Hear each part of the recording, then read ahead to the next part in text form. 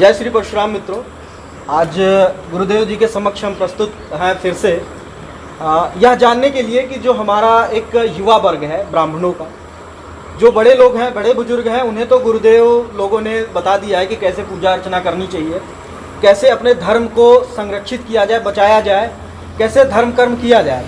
लेकिन जो ये युवा वर्ग है, जो अभी नए नए बच्चे आ रहे हैं, वो जयकारा तो लगा देते हैं, जय श्री परशुराम कर देते हैं, कूद जाते हैं मैदान में। लेकिन अगर उनसे बात की जाए कि आप मंदिर कितना दिन जाते हैं, या मंदिर जाके आप कैसे वहाँ पे पूजा अर्चना करते हैं, या आपके मंदिर जाने का सिस्टम क्या है, तो उनको इसकी जानकारी नहीं है, पूजा का विधि विधान भी नहीं पता है। तो मैं ये चाहूँगा कि गुरुदेव एक संक्षिप्त विवरण दे दें कि पूजा अर्चना कैसे करना चाहिए और हमें अपने धर्म को बचाने के लिए कैसे संगठित होना चाहिए। गुरुदेव। भगवान परशुराम जी का जो चरित्र है, उनका जो आदर्श है, उनके जो आचरण है, वो चाहे वो प्रत्येक वर्ग के लिए, सबके लिए शिक्षाप्रद है। युवाओं के लिए जो ब्राह्मण बालक हैं, उनके लिए उनसे शिक्षा लेना चाहिए कि परशुराम जी के जो वक्षस्थल पर सुंदर जनेऊ है, जिसमें 9 तंतु होते हैं और 9 तंतुओं में 9 देवता, 9 प्रकार के देवता विराजमान रहते हैं। इसकी बहुत बड़ी महिमा है। और क्योंकि लिखा है कि आरहा संध्याम उपासित, मतलब प्रतिदिन संध्योपासन करना चाहिए, ये शास्त्र का विधान है। अगर एक दिन शंकर जी की आराधना नहीं किए चलाऊ है, एक दिन अगर मान लिया भूल गया अर्चन शंकर जी का, भगवान विष्णु का नहीं किया, लेकिन अगर संध्योपासन ये सबसे अनिवार्य कर्म है, क्योंकि संध्योपासन में ब्रह्म गायत्री मंत्र का जप होता है और वही ब्राह्मणों का ब्रह्मास्त्र है। ब्राह्मण सर्वश्रेष्ठ रहे, बड़े बड़े राजा, बड़े बड़े मनीषी सब उनका सम्मान करते थे। क्यों? उनके पास ब्रह्मास्त्र था, उस ब्रह्मास्त्र से डरते थे। इनका सम्मान करना चाहिए। वो आजकल युवा पीढ़ी खोती चली जा रही, क्योंकि अपने अंदर तेज होना चाहिए। अगर ब्रह्म गायत्री उपनयन संस्कार करके, उपनयन का विधान है कि 8वें वर्ष उपनयन होना चाहिए। अगर नहीं कर सकते हैं तो 8 से ब्राह्मण बालक का 8 से 16 तक, 16 अंतिम है, इसके अंदर हो जाना चाहिए। तो उसको अगर 8वें वर्ष होगा बहुत अच्छा है। उससे जो नित्य पर संध्योपासन करेगा, संध्योपासन में प्राणायाम होता है, शरीर की शुद्धि होती है, गायत्री का आह्वान होता है, भगवान सूर्य को अर्घ दिया जाता है।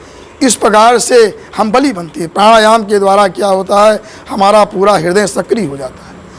ये अनादि परंपरा चली आ रही है। इस प्रकार से हमें संध्योपासन इस सबसे अनिवार्य कर्म है। ब्रह्म गायत्री का जप जितना हम जप करेंगे उतना तेज इकट्ठा होगा, तभी हम अपना हित कर सकते हैं और समाज का हित कर सकते हैं।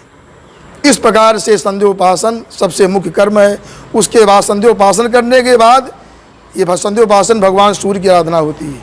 उसमें ब्रह्म गायत्री का मंत्र होता है कि जो हमको प्रेरित करता है, जो प्रेरित कर रहा है, उस सविता देवता, उस सविता माने होता है जो सबको उत्पन्न करता है, सविता कर जो सबको पालन करता है, सबका संहार का जो कारण है वही सविता है।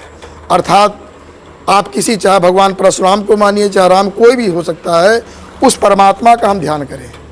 वो जो हमको प्रेरित कर रहा है, कोई जरूर हमारी इंद्रियों को शक्ति दे रहा है, हमारे मन को शक्ति दे रहा है, हमारी बुद्धि को शक्ति दे रहा है, ऐसा कोई तत्व है, उस तत्व का हम ध्यान करें। ये परम तत्व का ध्यान है संध्योपासन में, ब्रह्म गायत्री में। ये ब्राह्मणों का ब्रह्मास्त्र है। इसके संध्योपासन करने के बाद फिर क्रम से गणेश जी का अर्चन करना चाहिए। उसकी भगवान पहले सूर्य हुआ, गणेश जी हो गया, माता जी का, भगवान विष्णु का, मैंने भगवान परशुराम जी का, और फिर शिव जी का अर्चन करना चाहिए। इस क्रम से करना चाहिए। और भी देवताओं को पहले बताता, पहले भगवान को ध्यान करना चाहिए जहाँ मंदिर विराजमान है। ध्यान करने के बाद उनको पैर धोना जाए, पाद्यो पाद्यम समर्पयामि। फिर हाथ धोने के लिए अर्घ दिया जाता है, स्नान के लिए जल अर्पण किया जाता है। उसके बाद वस्त्र और चंदन, पुष्प, पुष्पमाला, इस प्रकार से इत्र, धूप, दीप, नैवेद्य माने मीठा, इस प्रकार से संक्षेप में इस तरह भगवान का पूजन करे, परिक्रमा करे और साष्टांग दंडवत करे। और ये भावना करे, जैसे वीर है वैसे मैं भी वीर बनूं, वैसे मैं तपस्वी बनूं। जब भगवान परशुराम जी के सामने आप खड़े होंगे, देखेंगे, उनकी पूजा करेंगे, तो आपके अंदर जगेगा, आपका ब्राह्मण तो जग जाएगा कि हम तेजस्वी बने, हम वेदों का अध्ययन करें, हम जो है अध्ययन करके, और जिस प्रकार इन्होंने अध्ययन किया तो वैसे अध्ययन करें, शक्ति बढ़ावें, समाज की रक्षा करें। अच्छे राष्ट्र सतराष्ट्र की स्थापना करें। इस प्रकार से ऐसे हम जिस देवता को देखते हैं वैसा संस्कार अपने अंदर लाने का प्रयास करना चाहिए। यही पूजा है। केवल पूजा केवल हमने घंटी हिला दिया, स्तुति कर लिया, चले नहीं, उसको हृदय से ले लीजिए आप। अब कराग्रे बसते लक्ष्मी कहा गया, पढ़ लिए कराग्रे। अरे कराग्रे बसते लक्ष्मी मतलब आपके हाथ में लक्ष्मी विराजमान, हाथ चलाओ, परिश्रम करो, लक्ष्मी आपके पास आएंगी। इस श्लोक पढ़ने से लक्ष्मी नहीं ना आ जाएंगी। कराग्रे बसते लक्ष्मी, कर मध्य सरस्वती, यही सरस्वती विद्यमान है। परिश्रम करोगे सारा ज्ञान आपको मिल जाएगा। कर मूले से तो ब्रह्मा, सृष्टिकर्ता ब्रह्मा है विद्यमान, लेकिन सब परिश्रमाधीन है। चलाओ हाथ चलाओ, पर मतलब परिश्रम करो, सब कुछ आपको मिल जाएगा। क्योंकि मनुष्य के अंदर इतना पावर होता है, ब्राह्मण के अंदर भी और ज़्यादा पावर, वो कुछ भी कर सकता है अगर सोच ले, समझ ले कि मुझे ये करना है। तो ये युवा लोग ही कर सकते हैं। जो वृद्ध हो क्या कर पाएंगे, जो कर चुके हैं। तो युवाओं के लिए बहुत, आपके हृदय में बहुत बड़ी क्षमता है। ईश्वर से सहारा लेकर के, भगवान परशुराम जी की भक्ति करके आप बहुत ऊंचाई तक जा सकते हैं।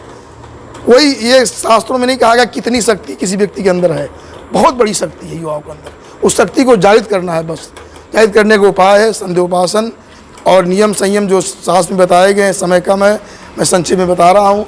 इस प्रकार से हम हृदय से जब आराधना करेंगे वो आराधना हमारी सफल होगी। हम सदैव हमारी अभ्युन्नति होगी और समाज की भी अभ्युन्नति होगी।